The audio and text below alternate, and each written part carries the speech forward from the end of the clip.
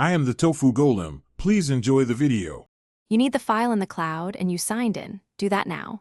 Open Excel and locate the workbook, then confirm it's saved to OneDrive or SharePoint.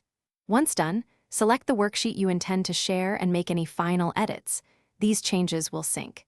Make sure autosave is on so the cloud copy is current.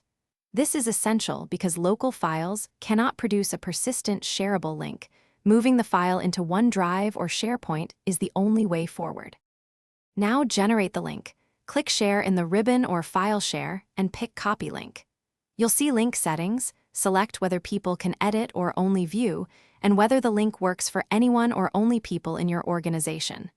Adjust expiration or set a password if needed for security.